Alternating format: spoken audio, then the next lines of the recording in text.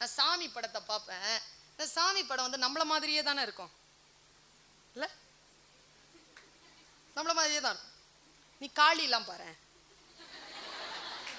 நம்மள மாதிரியே இருக்கும். ஒருத்தர் ஒரு வீட்டில் என்ன அநியாயங்க இது. ஒரு பொண்ணு கேட்டுச்சான் அவங்க ஹஸ்பண்ட் கிட்ட, நாங்க ஒரு 2 மணி நேரம் வெளில போறேன், வேற ஏதாவது வேணும்? இல்ல அதுவே போதும்னாரு. நன்றி கெட்ட ஊருங்க அது, நன்றி கெட்ட வீடு, நன்றி கெட்ட ஊரு, ஒன்றும் செய்ய முடியாது. நான் அந்த அந்த அந்த உருவத்தை பார்ப்பேன். நான் எப்படியுமே டிஃப்ரெண்ட்டாக தான் பார்ப்பேன். எதை பார்த்தாலும் கொஞ்சம் டிஃப்ரெண்ட்டாக பார்க்கணுங்க.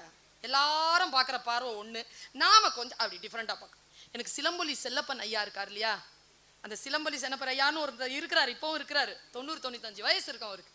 அவரெல்லாம் கூப்பிட்டா நான் வந்து பேசுவாருங்க, பிரமாதமா பேசுறா. ஒரு வாட்டி நான் அப்படி கேட்குறேன், ஒரு நிர்வாகி, ஒரு நீதிக்கு உட்காரக்கூடியவர்கள், நீதிபதியாக இருக்கக்கூடியவர்கள், நிர்வாக அதிகாரத்தில் இருக்கக்கூடியவர்கள், தான் ஒரு கையெழுத்து போட்டால் ஒருத்தருடைய தலையெழுத்து மாறும் என்கின்ற நிலையில் அந்த பேனாவை பிடித்து வைத்திருப்பவர்கள் எல்லோரும் கேட்க வேண்டிய பேச்சு.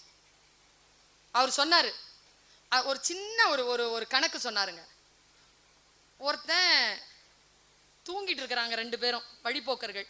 சீக்கிரம் சொல்லி முடிக்கிறேன். ஒரு ஆள் வந்துட்டு சாப்பாடு கேட்குறான். இவங்க 2 பேரும் முழிச்சு சாப்பாடு தட்டை எடுத்து வைக்கிறாங்க.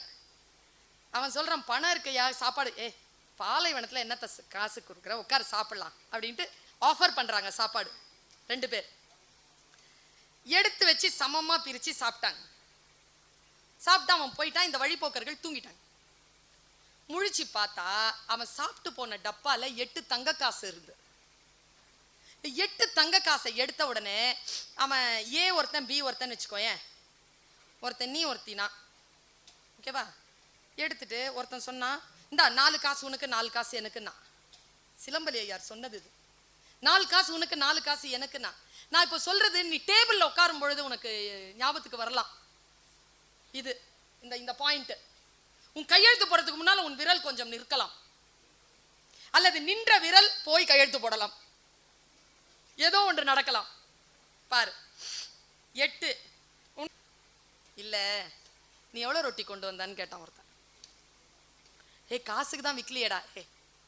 காசு வர வரைக்கும் காசுக்கு விக்கல, காசு வந்துச்சுன்னா காசுக்கு தான். 5 ரொட்டி கொண்டு வந்தான். யார் 5 ரொட்டி கொண்டு வந்தது? நீ 5 ரொட்டி கொண்டு வந்த. நீ நான் 3 ரொட்டி. இந்த அப்போ உனக்கு 3 எனக்கு 5. நீ சொல்லு, அதிகாரத்தில் உட்காந்துருக்க, 4 4 சரியா 5 3 சரியா?